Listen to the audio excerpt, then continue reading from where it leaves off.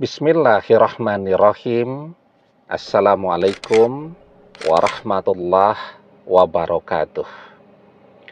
Bapak-bapak, ibu-ibu, mas-mas, mbak-mbak, khususnya adik-adikku sekalian yang dirahmati Allah dimanapun Anda berada. Kembali di IIP Channel bersama saya, IIP Wijayanto. Kali ini kita akan membahas tema doa sangat rahasia yang akan membuat mantan datang dan minta balik duluan kepadamu. Nah, jadi kita sudah berdoa setiap hari ya.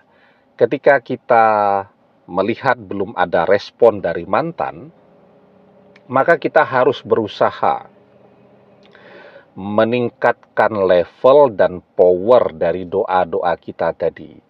Memperbanyak orang-orang yang ikut membantu kita berdoa. Sudah banyak Ustadz orang yang membantu saya berdoa karena kemanapun saya pergi, saya selalu minta bantu didoakan. Oke. Saya juga kalau komen di media sosial ada postingan tentang mantan, saya selalu minta didoakan agar mantan kembali kepada saya. Oke. Nah, tetapi kenapa belum ada respon dari mantan? Nah, coba sekarang ya.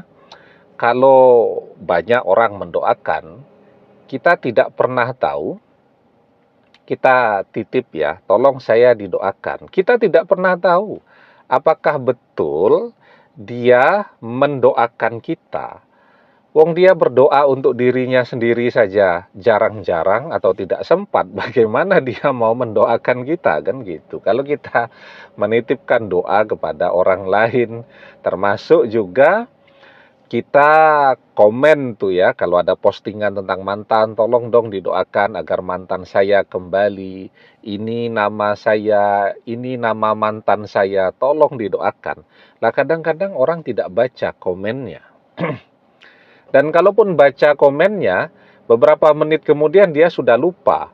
Karena apa? Karena tidak saling mengenalkan dengan orang-orang di media sosial ya. Tidak saling mengenal secara fisik walaupun mungkin berteman di media sosial. Jadi berteman di media sosial dengan berteman di dunia nyata itu kan kekuatannya sangat berbeda. Kalau kita berteman di dunia nyata ya dengan teman atau sahabat kita tadi, kita kan tahu wajahnya seperti apa, suaranya seperti apa, rumahnya di mana, sekolahnya di mana, kuliahnya di mana, kerjanya di mana, kita tahu.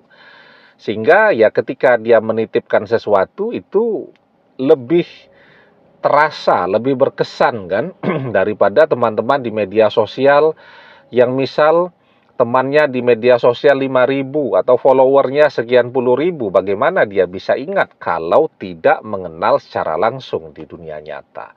Nah, jadi itu jawaban kenapa ketika kita ini sudah merasa menitipkan kepada banyak orang untuk ikut membantu mendoakan, tetapi kok tidak ada perubahan apapun ya, karena orang cuman iya-iya saja. Doakan saya ya, iya. Sampai di rumah dia pasti lupa kok.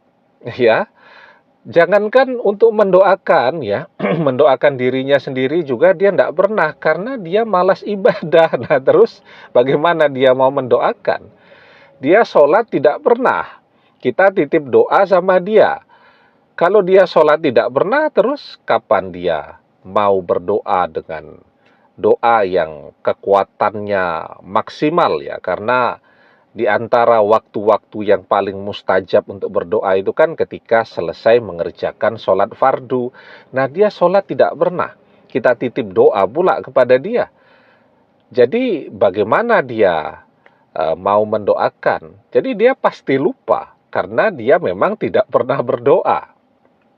Jadi begitu ya. Kita kalau penasaran kenapa sih sudah titip doa ke sana kemari tetapi kok belum ada respon juga dari mantan ya? Jawabannya sangat sederhana karena orang sibuklah dengan kepentingannya sendiri-sendiri ya. Dan dia melupakanlah kepentingan orang lain, apalagi orang lain tadi juga seseorang yang tidak betul-betul dia kenal di dunia nyata. Nah, jika demikian keadaannya, terus bagaimana caranya untuk meningkatkan power doa kita tadi? Kalau kita menitipkan doa kepada orang lain juga tidak peduli dengan kita, ya cuman dia merasa ndak enak saja kan, maka dia oke begitu. Tapi kalau dia disuruh ngelakoni mendoakan kita begitu, capek banget dia bilang, ngasih sesuatu juga tidak ya, kenal secara langsung juga tidak, ngapain nih gue capek-capek mendoakan orang itu, kan dia begitu. Nah, jadi kalau memang realitanya seperti itu, sekarang kita tingkatkan power energi doa kita ya dengan cara kita membaca doa rahasia, doa yang sangat rahasia. Apa manfaat berdoa dengan doa ini? Karena ketika kita berdoa dengan doa ini, maka para malaikat, nah ini para malaikat nih, jadi bukan manusia. Kalau manusia tadi kita titipi doa, dia bilang iya, tapi tidak pernah mendoakan kita. Ini para malaikat yang akan ikut mengaminkan doa kita, dan para malaikat akan mendoakan kita. Jadi caranya bagaimana? Caranya adalah dengan berdoa untuk orang lain yang senasib dengan kita, yang memiliki nasib yang sama, tapi tanpa orang itu tahu kalau kita sedang mendoakan dia. Ya, jadi misal kita punya teman nih, ya, senasib dengan kita, dikhianati oleh mantannya.